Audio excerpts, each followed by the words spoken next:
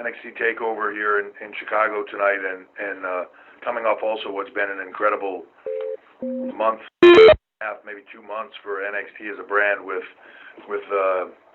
hitting USA, running live 2 hours every week, and in my opinion, just creatively knocking that out of the park every week, and putting on amazing shows to, you know, Raw, SmackDown almost every week. This brand performing, triple duty, so to speak. It's been an incredible run, incredible period of time. Coming off Wargames tonight, which I felt top to bottom was just spectacular, and everybody was healthy, thank God, for the most part. And also, you know, we've had a couple of takeovers in this market, highest grossing, highest attended, and in a week where you are doing 4 shows back to back, Friday Night SmackDown, a Takeover, Survivor Series, and Raw, that's saying something. So incredible night across the board. Proud of this brand, and I you know, a lot of them are going to go out there tomorrow night, Iron Men and women, and they're going to knock it out of the park again. This is the stuff when you're a young talent. It's hard to express. This is the kind of stuff that, for me, when I was that age, I would have been like, oh my God, this is the greatest thing in the world. Like having this challenge night after night, and then knowing that you're going to do War Games tonight and then Survivor Series tomorrow. Like, to me, this would have been the be all end all. And talking to them now, I think they agree with that, and I think everybody here feels the same way. It's just like this is the ultimate challenge of being able to prove the stuff that you're going to be able to look back at later in your career and say, man, we were the Iron Man of that time frame. So with that, I'm going to open it up to questions. And what, you want me to say this? Yeah. It's not as magical now that I just said you want me to say this as a note that he handed to me, but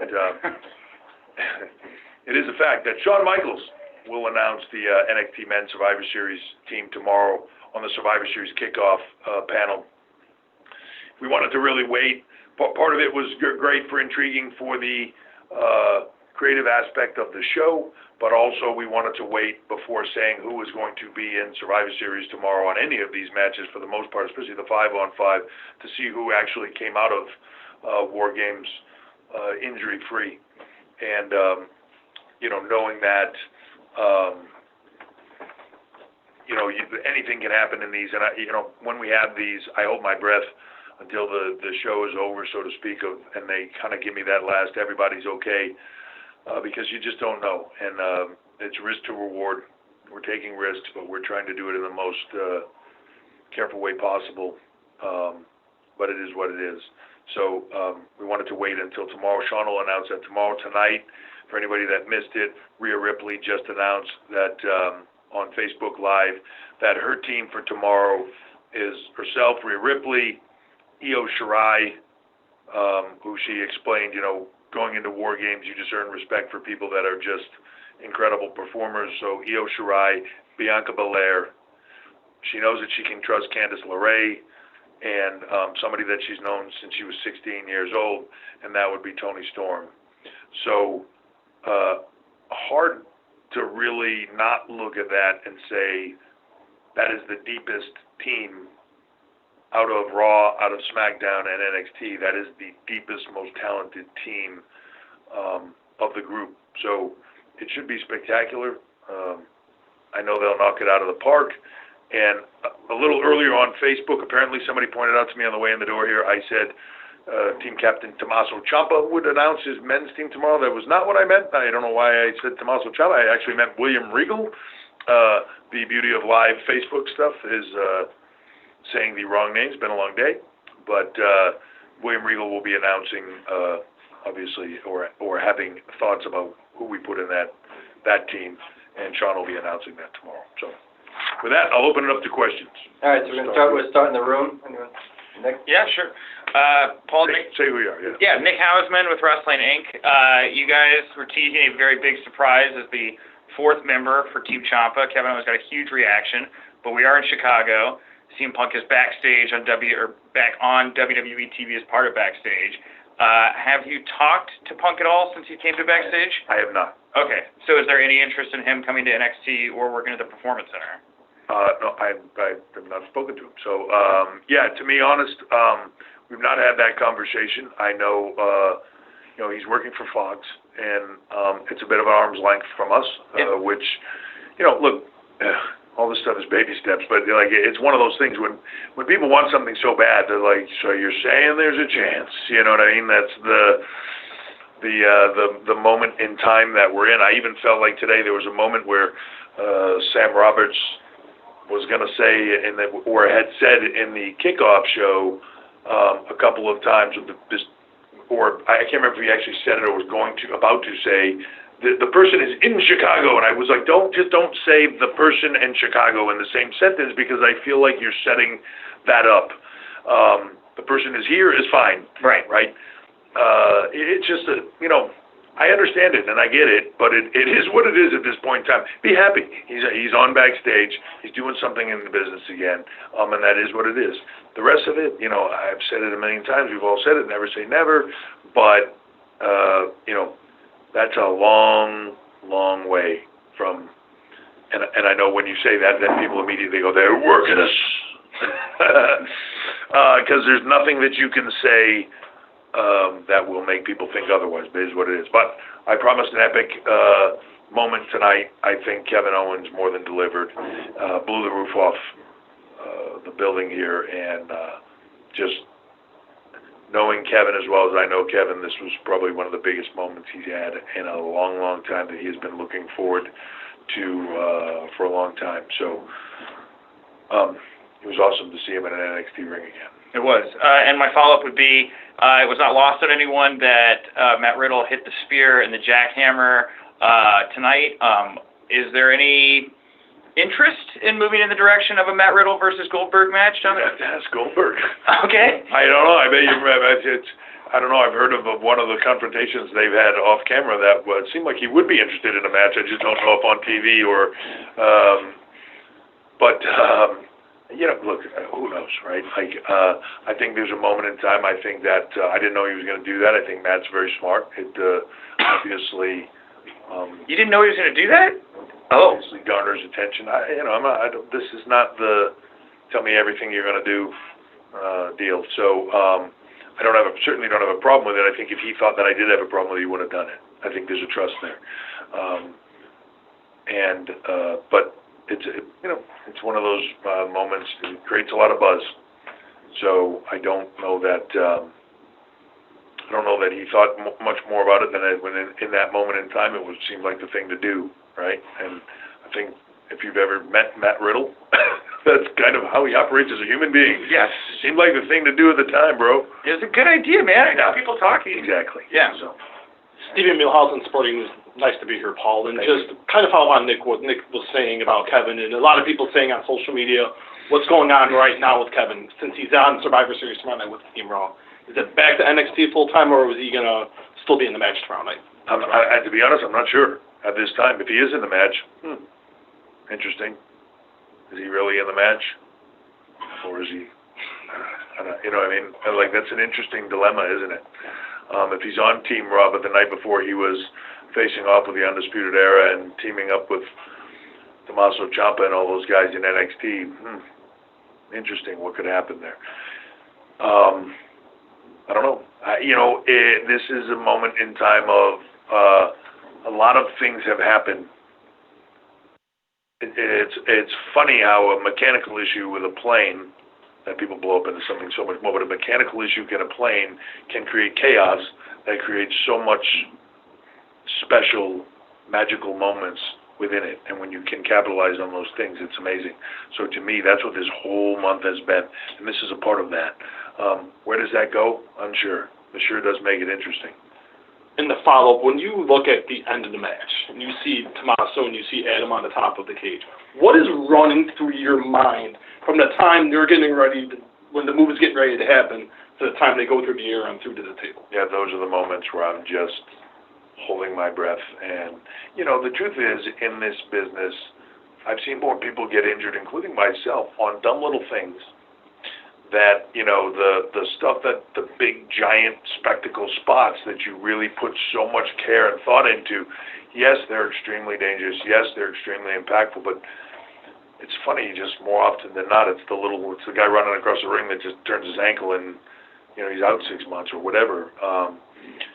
But those moments, you can't help it. You know they're coming. You know what's happening, and especially in big ones like that, because that is stuff that I absolutely know, and I absolutely sign off on. There's certain things where I believe they can do safely, and I believe the risk-to-reward ratio is reasonable. But there are also things that were brought up tonight where I was like, yeah, absolutely not. Like, no, we're not doing that, guys. Like, as much as I love you guys and want you to tear it up, like you were going to tear it up with all the other stuff, you don't need that, right? There's always that for everybody. So, but that's when you hold your breath and you wait for the landing, and you're just waiting for that referee to be able to tell you everybody's okay. Yeah. You know. All right, so let's go to the phones. We'll keep it at one question per outlet, just to try to get through as many people as we can. We'll go to Mike Johnson, pwinsider.com. Hey, Paul, how are you? There you go, Mike. Got to get up early to back be on you. top. I've been on hold since Wednesday. Thanks. I want to talk about the women's. Just don't hang up. I'll do what I can. I want to talk about the women's Wargames match, specifically the Tegan Knox Dakota Kai stuff. That was obviously something that had been brewing for some time, and just when we thought we knew where we were going, you kind of made a left at Albuquerque. Talk a little bit about the how long the planning was for all that, and your thoughts overall on the women's Wargames, because I thought they overexceeded any expectations. Yeah, look,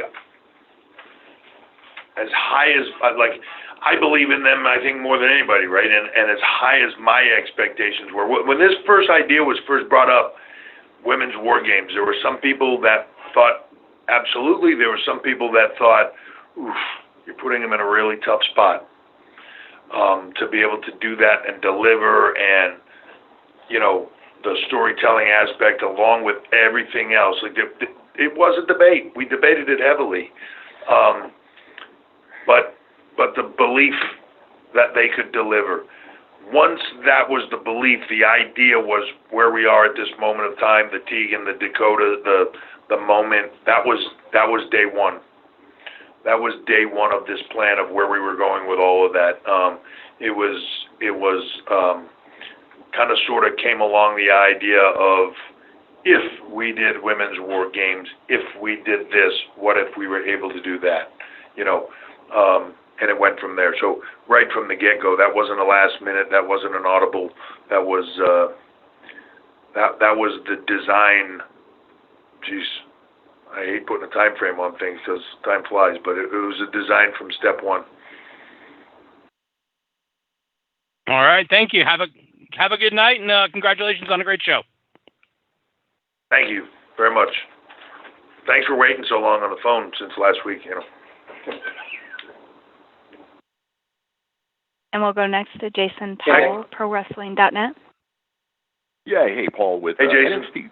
NXT Takeover Portland listed for a Sunday night, are you guys considering a switch to a traditional 3-hour format for a standalone show? And either way, will Takeover specials start being offered on pay-per-view in addition to WWE Network? It seems like there's some additional revenue possibilities there. Yeah, you know, to be honest, I don't know the answer to that question. I don't know. I don't know the answer to as far as the pay-per-view or anything else revenue question. I'm not really 100% sure. I know that the majority of people watch on the network. The decision to go on Sunday, I think there's a long tradition of Sundays and pay-per-views themselves. I think I had mentioned it earlier in the year about sort of uncoupling some of the takeovers and running them independently. So the idea to have, you know, individual takeovers where they can mean more. I think adding more and more live content, not just in pockets of time, but in, you know, when you think about it in some ways, like a week like tonight, 3 hours Monday, 2 hours Wednesday, 2 hours Friday, 3 hours tonight. You know, I can't even put a number on how many hours tomorrow. 3 hours again on Monday. Like, that's a lot. You're telling me. It's just a lot, right? And to be able to to spread that out, I think, is more meaningful. To be able to move that around is more meaningful. We just announced UK Takeover for Blackpool for the NXT UK brand.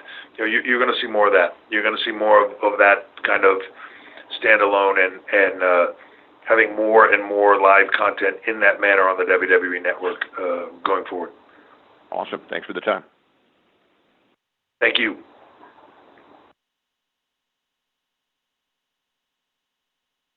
And on the phone, we have Jim Barcelone, Miami Herald. Hey, Paul, great show tonight again. Thank you so much. Just want to know, with the broadcast team, talk about Morrow a little bit. I'm thinking that, right, the Adam Cole-Pete Dunne match tomorrow night, that the NXT broadcast team will call that. But I'm also wondering, if that's the case, will they be a part of any of the other matches because you have NXT versus Raw versus SmackDown? Yeah, there's a whole plan tomorrow. I was laughing with Michael Cole. So he controls those teams, and I was laughing with Michael Cole the other day. I was like, oh my God, there's like more announcers than there are, I think, talent going to be in the building. Like there's 48 announce teams for all these brands and all that stuff, and they're all going to call stuff. But yeah, Morrow will be there, Beth will be there, Nigel will be there, everybody's there.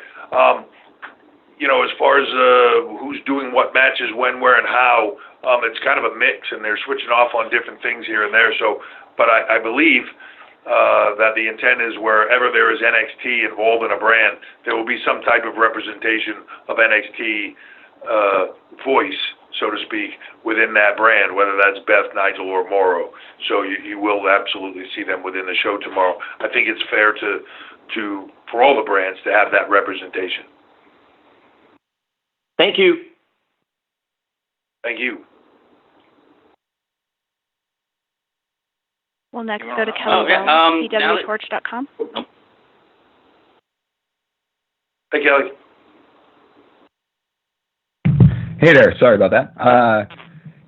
At the risk of belaboring the point, wow, what a show. Thank you. Thank you. So the women's match tonight. You never say that too tonight, much, by the way. Anybody that wants to get on the line and just say, wow, what a show, that's awesome. You say that all day. It doesn't bother me. It sounds good. I do have more, but sounds good. The women's match tonight, it obviously did a great job of putting over RHEA, that's the obvious, and Dakota and Candice and Tegan, and I think a lot of these talents came out with, you came out of these matches with a lot more, a very clear direction of where these matches are going to go, whether they're on TV or on TakeOver. And Wargames has always been good as a match, but this time it seemed like these long-term plans were in place, and in both of them you came out with much more intriguing stories than we did in the past. And I was just wondering if there was any creative force, whether they be on screen or backstage, that you would call out as being instrumental in the telling of these really engaging stories this year. So I think it's the whole team. It's for me to call out one or two people would be unfair. But there's a whole team and that includes the talent, that includes coaches and production people, and we collaboratively work together to make these things the best. I don't care where the idea comes from, whether the good ideas or not. Talent are just as much of the product and the collaborative effort of all of this, and to its success. I just think that there's an ebb and flow in the business, right? In that, at moments in time, you need to tell the chapter of the story that gets you, oh my God, I can't believe that happened, and it gets me to the next chapter. Like, I can't wait to turn the page to the next chapter. But there also has to be those chapters that go like, wow, that was the end of this epic story, and I don't know where they're going to go next, but holy cow, that was almost like the season finale kind of thing. I think there's different moments of where you are with different shows, right? Sometimes you're going to do a show that feels like sort of the end of all this culmination of all these different storyline beats, and then when you get there, man, they all hopefully delivered, and you feel satisfied with all of it. And then when you say, like, where are they going to go tomorrow? Like, well, I don't even know where they would start. That's great storytelling. There's also great storytelling where you do these moments and you think you're going to get that kind of payoff, and you almost come out of it with, more questions and more creative directions than you thought you had before, right? Like each Star Wars movie either has a different take, right? It either feels like the end of a story or it feels like it might be the beginning of a story. Sometimes they're great where it's the end of a story and also the beginning of more stories, like, oh my God, those are the best ones. Like, so it's all an ebb and a flow of where you're at in that moment in time. As for these, I felt like we did a really good job. Talent did a really good job in ring of telling stories that captivated you to tomorrow. Like, I almost feel like there's as much intrigue of tomorrow now, or I don't necessarily mean tomorrow being Survivor, but I mean tomorrow in the NXT world of oh my God, what happens on Wednesday? Where does this go? And even before you get there, how does that all spill over into tomorrow where they have to go to battle against Raw and SmackDown, and do these teams, some of these teams hold together? Do some of these, alliances hold together, or do they fall apart and lead you to something even bigger within the NXT landscape? So those are all really intriguing stories, and I think that it just makes you want to tune in, right? It does me anyway. Yeah, well, I absolutely agree with you there. High fives to the whole team, and thanks for a great show. Thank you very much. Okay, we're going to go back to the room for another question. Hi, Ross Berman with WrestleZone. First of all, congratulations, amazing show. I want to ask about something you said earlier about uncoupling the takeovers from the traditional WWE pay-per-views, doing them on Sunday. Is there any chance that NXT is going to start doing more international takeovers, or is the idea that international takeovers should be reserved for the NXT region that area would be representing? I think that's a little bit of a work in progress, but I do like, look, it's a big world with a lot of really cool places to go work. Would I love to, as much as I can look at the UK and say, we're going back to Blackpool, like, I think they would do spectacularly in London. I also think we'd go to, the Hydro and blow it out in Glasgow. I think, we went to Cardiff and just, it was amazing. There's so many places, and that's just picking the places we go to on a regular basis. I think when you even get outside of those and start going to different countries and regions, oh my gosh, right? And then you start talking about NXT here, like you bring those to this NXT US brand to any one of those places and kill it. I think you could go to Japan, you could go to Australia, you could go, right? It's a big world. I love to look at all of it. I love to bring them to all of it. Trying to figure out how to make that happen with live TV and everything else, right? That's the trick. But I do believe that, uncoupling them off of some of the, and I'm not talking about WrestleMania, because obviously there's still going to be a TakeOver WrestleMania weekend. I think there's still going to be a TakeOver on SummerSlam weekend, because those are big ticket events where people are kind of coming in, and it's the big long trip to Mecca, right? And you're going to come there. You got to go to WrestleMania week once in your life, and you got to do all the gigs and all the shows and access and everything else, and that's what all of this is. But the other ones, where they were always kind of piggybacked together, I think it makes sense to split them apart. I'd love it to get to a place, and I think a lot of people would, where, every weekend you're going like, hey, what matches are on the WWE Network live this weekend? What's the card this weekend? Oh, it's TakeOver this weekend. Oh, it's UK TakeOver this weekend. Oh, this weekend is TLC. That's the kind of thing where I think when you start getting into that and live on a reoccurring basis like that and spreading that stuff out, the value increases dramatically. Thank you so much. Yep. Okay, we're going to do two more on the phone, and then we're going to call it a night. And we'll go to Ryan Satin with Pro Wrestling Sheet. Hey, Paul, great show tonight.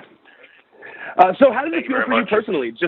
How does it feel for you personally just to see the excitement over superstars like Kevin Owens, Finn Balor, and the Revival returning to the brand from both the wrestlers themselves and the fans? Look, I think it's amazing. One of the coolest things for me is how many of the talent, for a myriad of reasons that you can imagine, come to me on a regular basis to say, hey, if you ever need somebody at NXT, hey, I'd love to go to the UK. And I'd love to get in there. I'd love to do this. I'd love to do that. If there's ever a need, man, I'll come there. I'll work with anybody you want. Sometimes talent are off and they call up, and it's the funniest thing. People talk all the time about their schedules or whatever, but then you give talent a week off, and the first thing I do when you give them a week off is they give me a call and go, hey, I saw that NXT's running in St. Louis or something. Any way I could get on those shows? You know, it speaks to the brand. It speaks to the fan base. Man, there's just something special about it. And when you step into it, I don't care where you go to, the live events. If you guys have been to them, you know what I'm talking about. Like, even when I go there, it's just a different buzz. Somebody said to me one time that, you know, the WWE is awesome. It's like these big family reunions, and it's so much fun, and you're seeing all these people, and the shows are great, and it's entertaining, and all that stuff. But going to NXT is like being in the middle of a riot. You know, it's a different vibe and a different feel, and that's cool. And I think that having that for talent to be able to come back, I can tell you that when the revival came, or we had that conversation about them coming in, which first of all they've been asking me about forever, and when I said, hey, you want to come and work with UE, first of all they were just like, well, yeah, it's not even a question, yes. And then a couple minutes later they came back by me and they were like, hey, how much time will we have?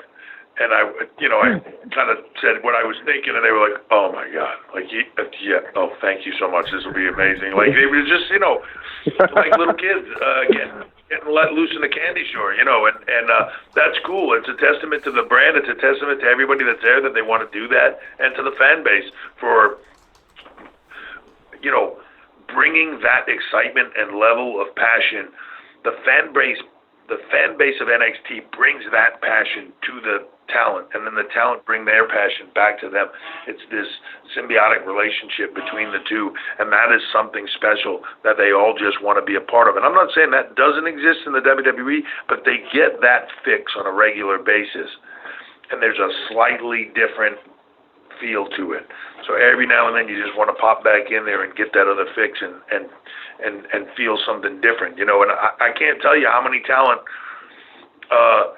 Finn was one of them, you know, walk back in the door, and they've done WrestleMania now in front of 80,000 people, and they walk into Full Sail, and then we're going to do something on TV, and they come to me an hour beforehand like, dude, I haven't been this nervous in years. You know, it's a different vibe. It's a different world. It's awesome. Yeah, totally. Well, thanks again for doing this. Yeah, thank you. Okay, this will be the final question. We'll go to Sean Ross Sapp, Fightful. Hey, Paul, thanks for taking the time. Obviously, NXT does things a little bit differently, but we saw Britt Baker, who works for a competitor, shown on the broadcast, a very clear camera shot on her, and even referenced on commentary. How do you kind of come to terms with that? And because it's not something that's done often. Yeah, so look, I just had this conversation. I just saw her a minute ago, and I said it to Adam before I saw her. I was like, oh, dude, they took a shot. I swear this. The director that took the shot didn't know who it was. Just went to the woman in the crowd that was the most had the most concerned, crazy look on her face, and he took the shot. The second he took the shot, somebody next to him, I'm sure, said who, and he got off the shot. I don't have a problem with it in any way, shape, or form. And then to not address it, then it's the elephant in the room that you don't address. Like, you're making it like now it's weird, right? So you gotta address it. I don't have a problem with it any way, shape, or form, but I would never want to put a talent in that position. I get why she's here. I get who she's here with. And I would never want to put her in a position where I took a shot of her and it gets her heat, or it gets her to have a problem with her, employers and people and what she's doing. I wouldn't want that to be a problem for her. And it very easily could be. And it also can create a problem with, not that anybody on the internet would wind stuff up, ever, but we'll see. It just makes some. Yeah, but it just makes something sometimes that is nothing, right? And so when I saw that at first, I was like, oh my God, was that just for it? And then it was like, oh, like I feel bad because I don't want to ever put somebody like that in a position where that could be problematic for anyone. It doesn't need to happen. And unfortunately, it's the second time it's happened. for whatever reason, I don't know, I got to talk to the people, and everybody will not believe in this, and they will think this is absolutely not. But like the one other time, she was sitting right next to Steph, and we just took Steph in the camera shot. I don't know that anybody at that moment in time even knew who it was sitting next to Steph. They just thought it was somebody sitting next to Steph. So it's just one of those things, and while I don't have a problem with it at all, I don't even have a problem with it being on camera. I don't have a problem with us saying it.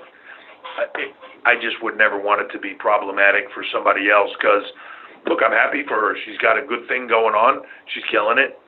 She's doing a great job, and that's awesome. And I certainly would never want that to interfere with what she does.